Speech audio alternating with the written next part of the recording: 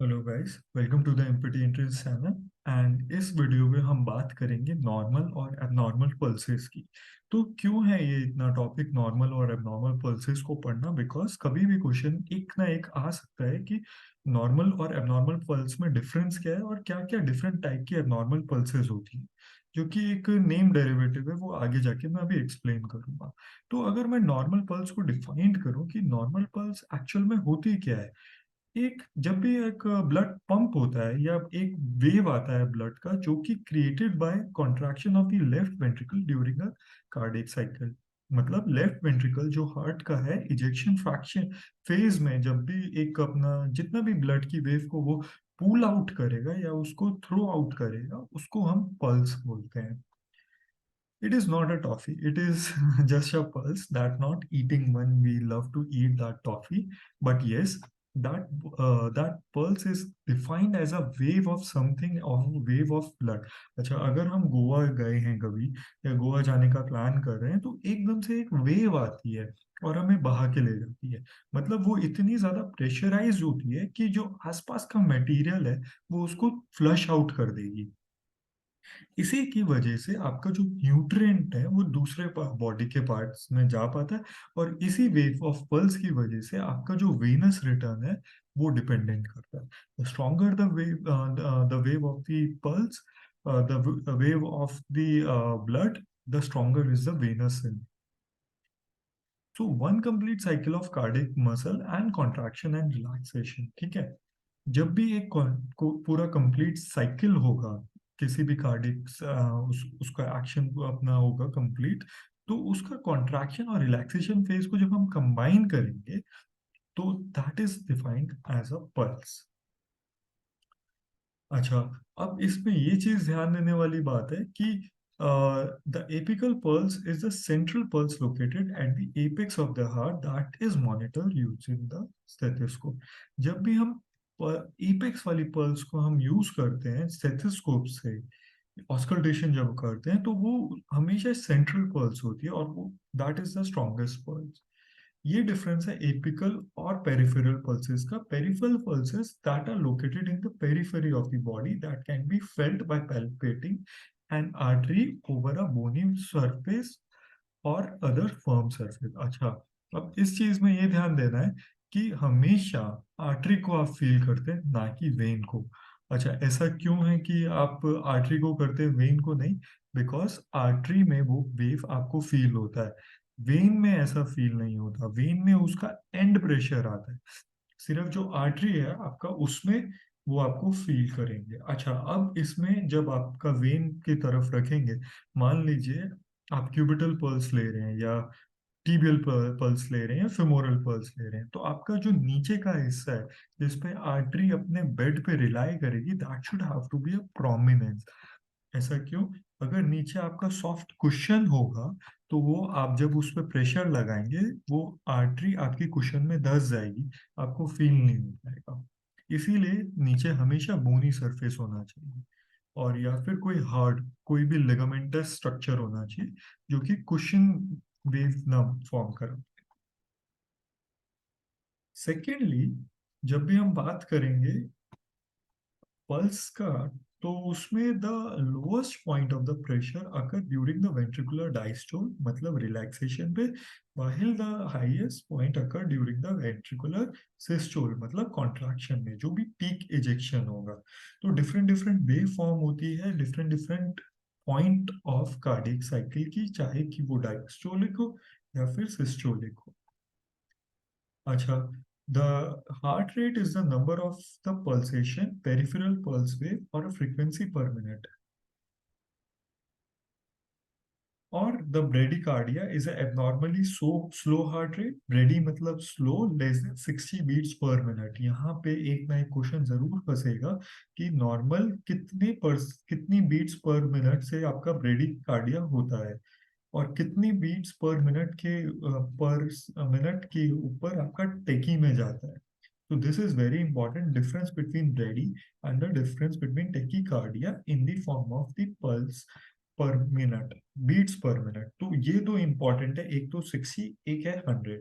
So this you have to be remember in the point of the MCQ, कि अगर MCQ में आता है कि एक क्वेश्चन है, एक पेशेंट का बीट्स पर मिनट आपका 40 जा रहा है, तो क्या वो ब्रेडिकार्डिया होगा या टेकीकार्डिया होगा, नॉर्मल होगा?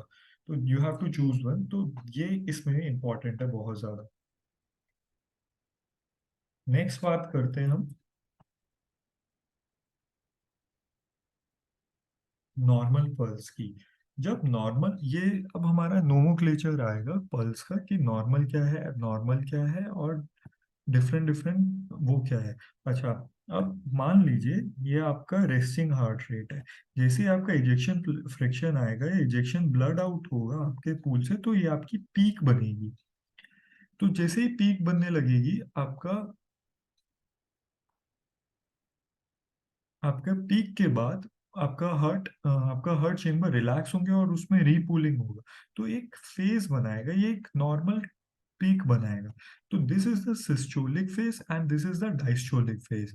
तो जैसे ही सिस्टोलिक फेज और डायस्टोलिक फेज का जो एक मिड पीक आता है, यहाँ से आपका डायस्टोलिक शुरू होता है, और जो आपका लोएस्ट होता है नॉर्मल से, वहां से जो पहली वेव उठती है वो आपका सिस्टोलिक होता है। अब ऐसा क्यों होता है, ये वाला पॉइंट क्यों आता है? एक टर्म होता है आइसोवॉल्यूमेट्रिक कॉन्ट्रैक्शन कार्डियक साइकिल में। बिकॉज उस आइसोवॉल्यूमेट्रिक कॉन्ट्रैक्शन की वजह से एक हल्का सा स्पार्क आता है, जिसमें वो वेव जो आपका हार्ट अपना चेम्बर को अपना दोबारा सा हल्का सा पुल आउट करता है, इजेक्ट आउट करता है।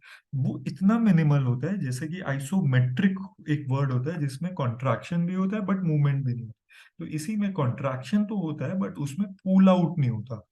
बट एज एन रिजल्ट एक तरह से छोटा सा प्लेट्यू आ जाता है। तो दिस इज एब्सोल्युटली परफेक्ट, एक वेव का बनना। और you have to remember, simultaneously हर वेव एक नॉर्मल लाइन को फॉर्म करनी चाहिए। ऐसा नहीं है कि एक वेव ऊपर जा रही है और एक वेव यही नॉर्मल हो रही है, फिर एक वेव ऊपर जा रही है, एक वेव नॉर्मल हो रही है।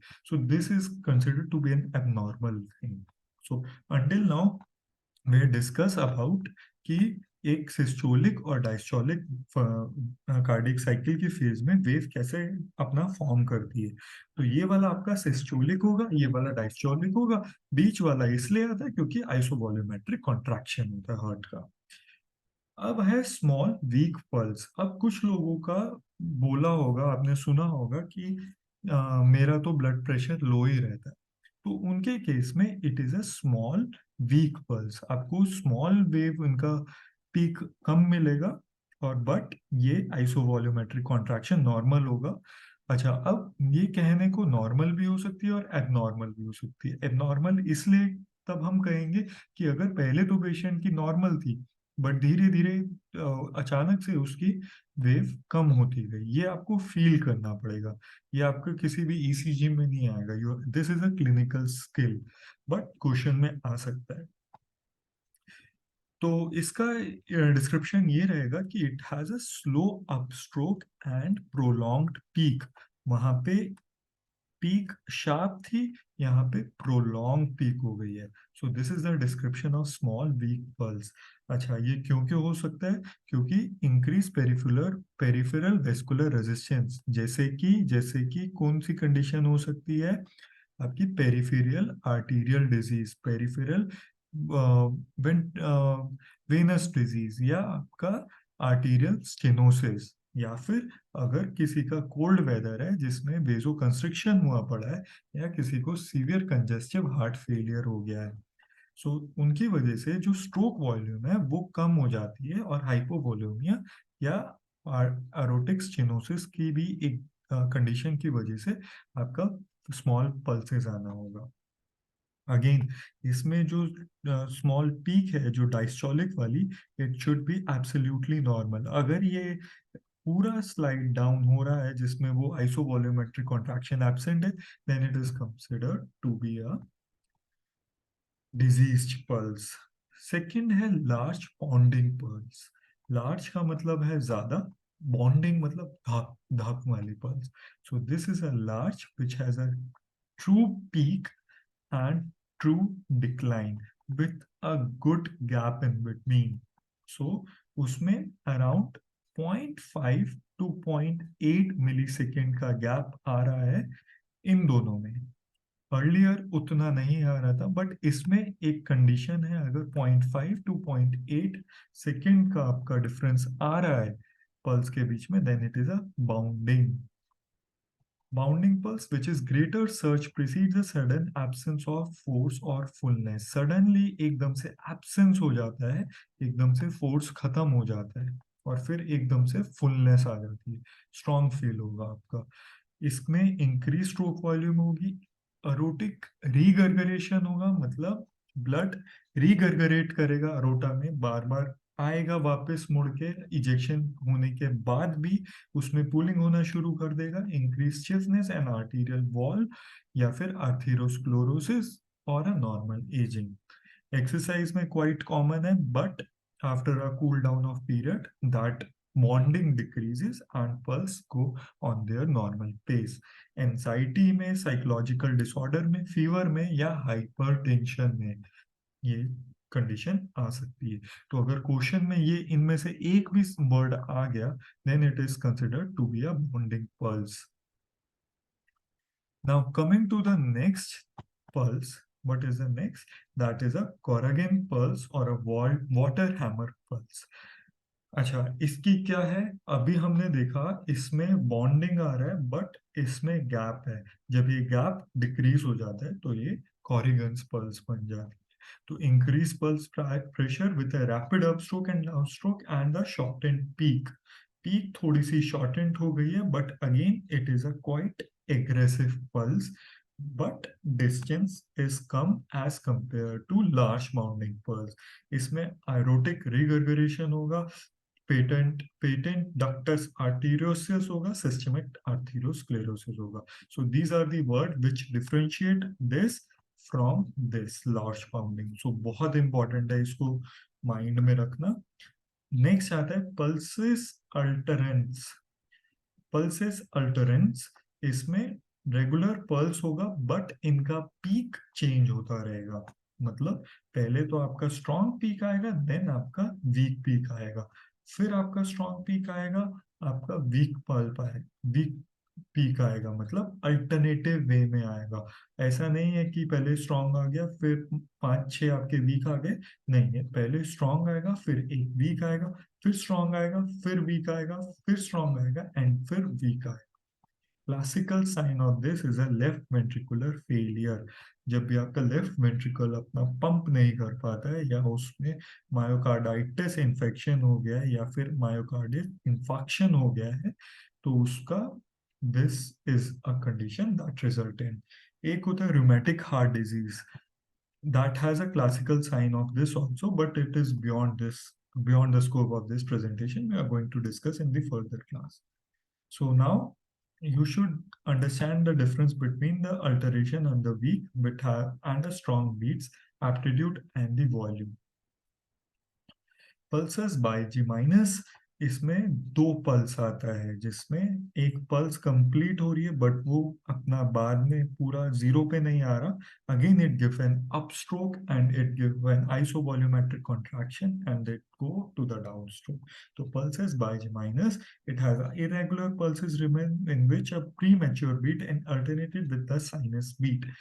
साइन वेव फॉर्म कर रहा है, ये एक साइन वेव फॉर्म कर रहा है, it has a sinus beat which is caused by premature ventricular beat caused by heart failure, hypoxia, and the other condition. Now coming to the pulses bispherenes,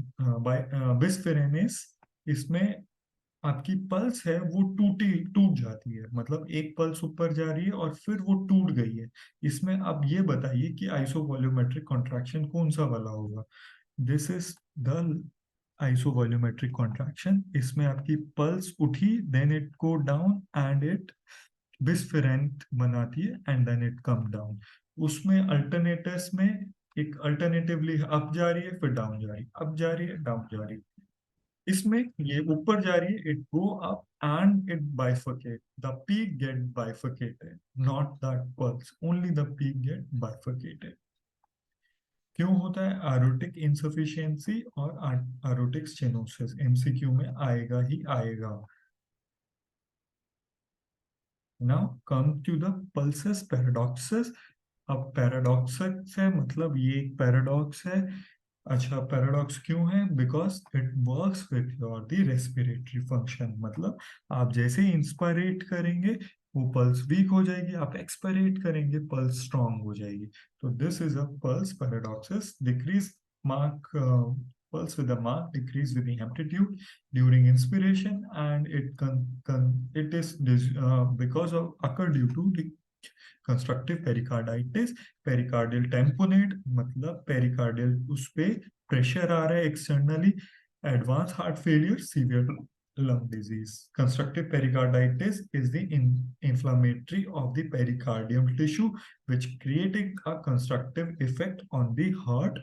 Pericardial tamponade is the uh, increase in the uh, pericardial tissue volume because of the lungs and the other surrounding compartment.